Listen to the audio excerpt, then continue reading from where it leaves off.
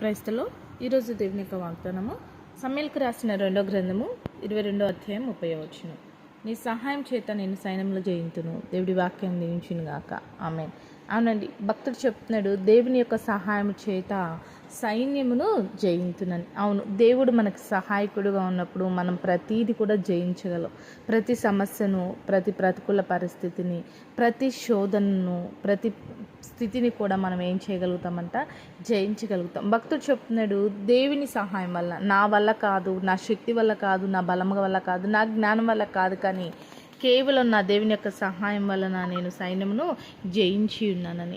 మరి నీవు కూడా దేవుని యొక్క సహాయం తీసుకోగలిగితే, ఏ విషయంలో అయితే నువ్వు జయించలేకపోతున్నావో, ఏ విషయంలో అయితే ఇంకా నీకు జయం రాకుండా ఆ విషయంలో నువ్వు పోరాడుతున్నావేమో, నీ శక్తి చాలట్లేదేమో, దేవుని యొక్క సహాయమును నువ్వు తీసుకో. దేవుడు సహాయం చేయడానికి సిద్ధంగా ఉన్నాడు. సహాయం అడగడానికి నువ్వు సిద్ధంగా ఉన్నావా? సహాయం చేయించుకోవడానికి నువ్వు సిద్ధంగా ఉన్నావా? నువ్వు సిద్ధంగా ఉన్నట్టయితే నీకు సహాయం చేసే దేవుడు నీ పక్షంగా ఉన్నాడు. కాబట్టి యుద్ధము యెహోవానే. ఆయన నీ పక్షంగా పోరాడువాడుగా ఉన్నాడు, యుద్ధం చేయవాడుగా ఉన్నాడు, వ్యాజ్యమాడుగా ఉన్నాడు.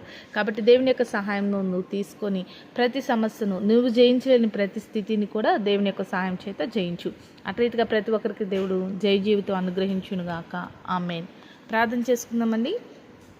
సకల ఆశీర్వాదాలకు కారణభూతుడమైన మా ప్రియ పరలోకపు తండ్రి, ఈ యొక్క ప్రార్థనలకు ఇచ్చిన ప్రతి బిడ్డను జ్ఞాపకం చేసుకోండి. ఏ విషయంలో అయితే బిడ్డలు జయించలేకపోతున్నారో ఆ విషయంలో నీ సహాయం పొందుకొని జయించే కృప ప్రతి ఒక్కరికి దయచేయమని యేసు నామములో ప్రార్థిస్తున్నాం తండ్రి.